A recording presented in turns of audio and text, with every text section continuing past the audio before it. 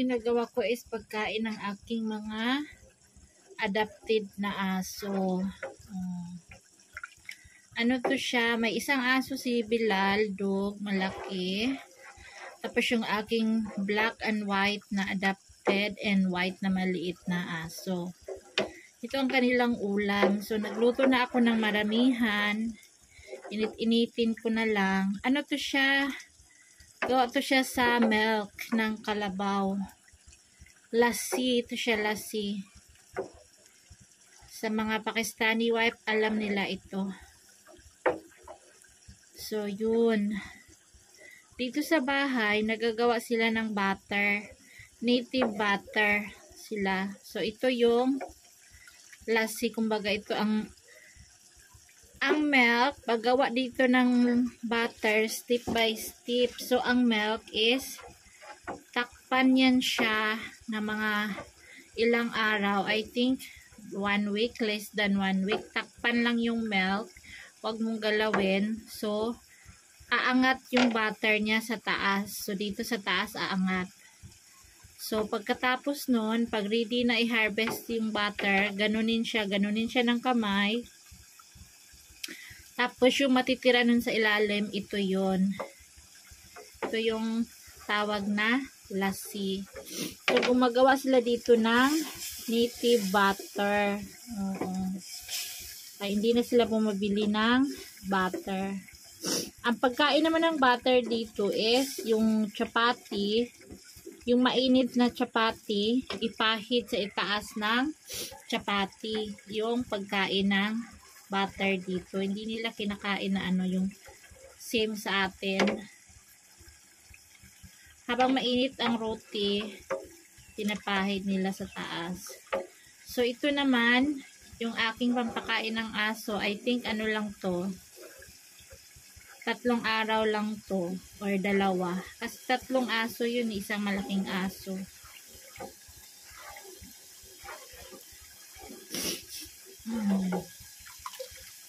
So, lulutuin ko to siya ng mga 2 oras dito, i-boiled. Tapos, pag magpakain na, unti-unti silang bibigyan. Ganun ko kamahal yung aking mga alagang aso. Expense ka ng gas, expense ka ng harina. Naku, ang harina, ang chapati pa lang 3, 4, 5. Minsan sa gabi ko lang pinapakain, saka minsan sa tanghali kasi nagtitipid sa harina. Mahal ng harina dito mga sisi. 3,000, mahigit isang sako. Maliit lang yun ha.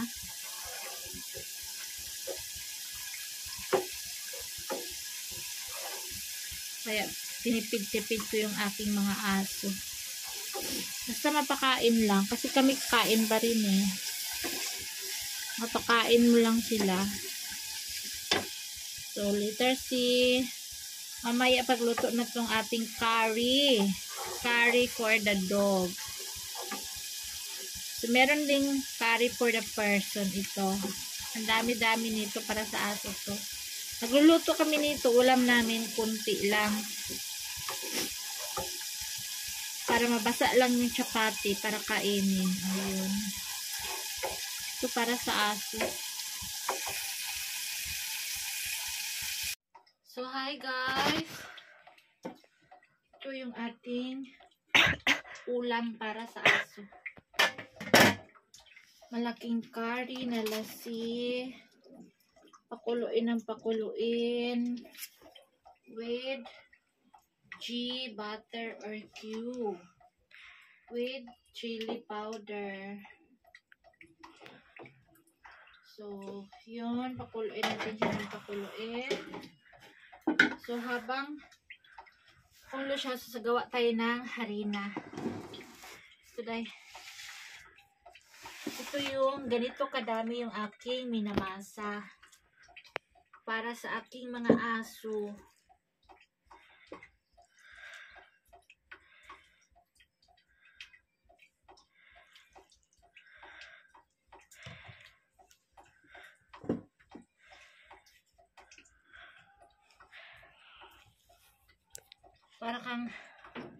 Para akong may handaan lagi.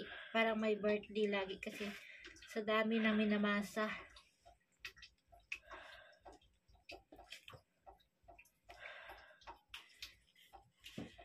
Pure harina lang to siya ha. Harina lang. Kasi everyday sa gabi 5 ang chapati. Sa araw 3. So in one day mga 10 roti ang pinapakain ko. Minsan kapag napunta ako sa may okasyon, nagdadala talaga ako ng plastic kasi yung mga buto, yung mga tira-tira, hinihingi ko yan. Katulad kahapon, napunta kami sa kainan. Sama ko yung sister-in-law ko. So, may laman talaga yung plastic yung aking bag. Pag uwi ko, masaya na yung aking mga dogs. So, kahit ganyan sila, asong gala, parang tao din yan na nagugutom. So, guys, depende sa ng water. Sa pagmasa ng harina. Dito sa amin, hindi uso yung mixer na harina. Yung machine, talagang mano-mano, kamay-kamay. Kamay sa kamay dito. Kahit gaano pa karami yung pamilya.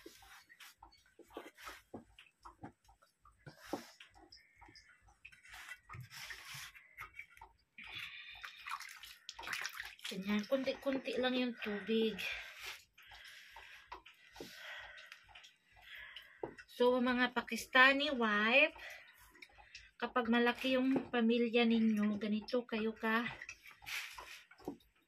magmasa ng harina. O, diba? Tanghali, umaga, tanghali, gabi.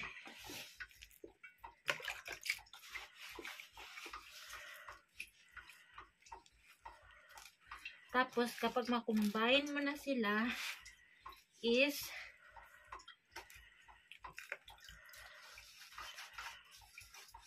na na lahat with tubig.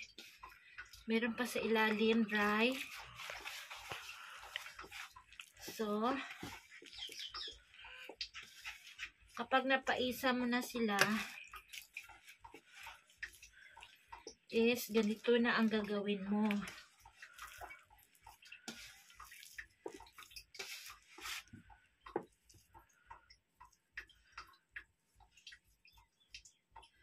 Kailangan ng pagmasa ng harina is walang mga sing-sing, walang mga berluloy kasi kapag minsan may mga sing-sing, may mga bato-bato, makain ng mga guest or family member nyo. So, ganyan na. Sa pag ganito, pag masa-masa, matagal dapat para makuha ang texture na malambot.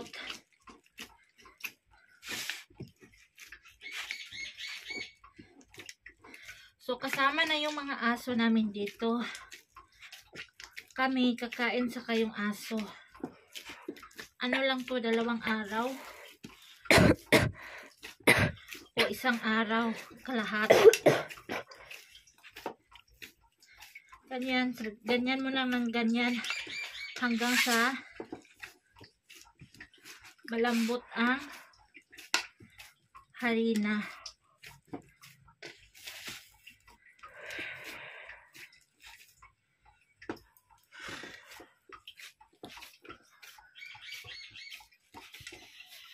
Tapos basa-basain ang kamay para hindi na dikit.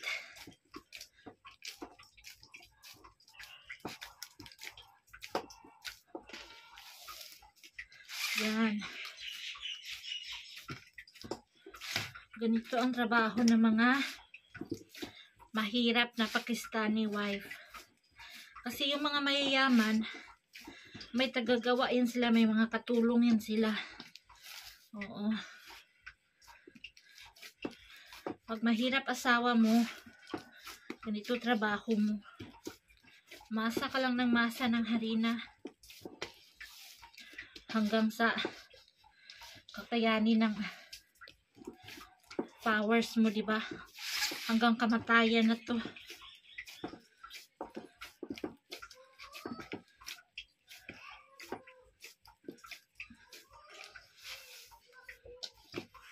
So, pansin nyo, malambot na ang ating harina.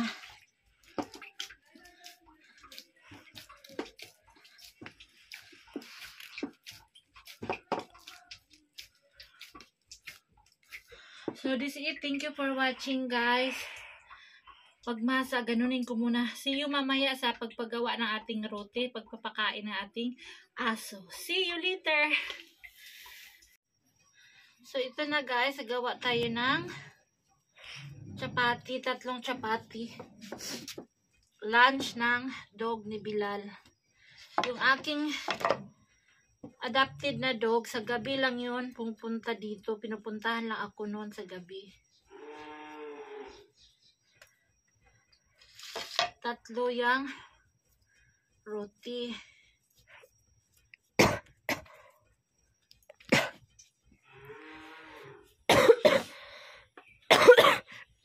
Tingnan natin kung luto na ba ito ulam nila.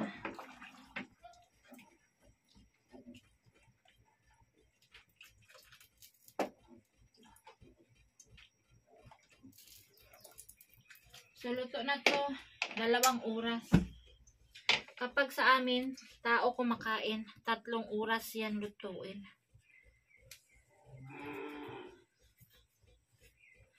Sila lang naman kakain, kaya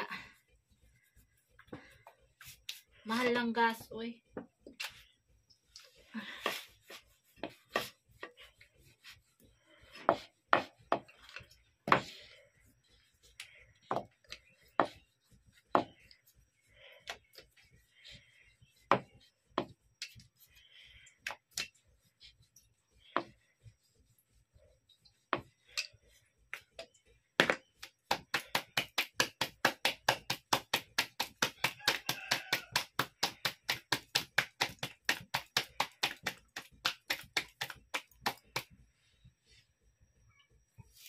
May mga itlog-itlog yung aking kawali.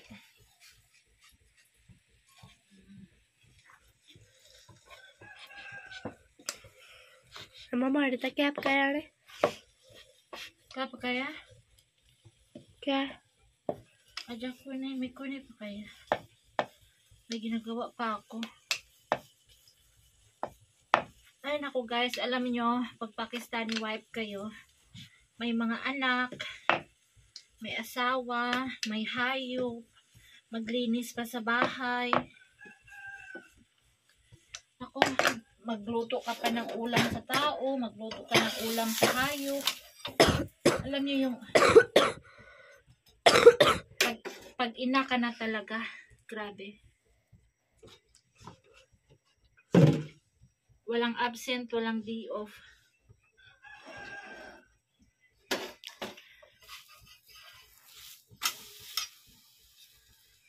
So, 3 ang gagawin natin. Tingnan. See you later sa ating pagpapakain sa aso. Bye! Guys, yung pagkain ng aso ni Bilal. Lagyan natin ng ulam. Yung lassi curry from milk ng kalabaw. So, yan lang. Unti-unti lang muna kasi araw-gabi yan ang ulam nila. Tamang-tama, ano lang, mabasa lang yung chapati. May ulam sila. Mamayang gabi, puno ito. So, ngayon, tanghalian lunch, kunti lang muna. Ayan na siya. Happy na siya kasi andyan na yung boss niya. Si Bilal papakain. Dati payat ito. Inalagaan ko talaga siya ng inalagaan. Ngayon, malaman na siya. Kaya to siya binigay kay Bilal kasi Ang payat, sabi niya may sakit daw. Tapos ngayon masigla na siya.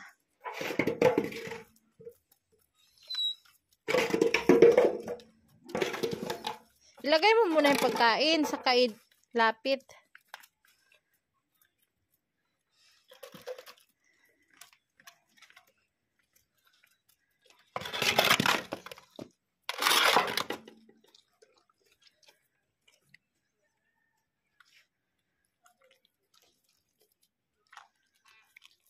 Nainitan.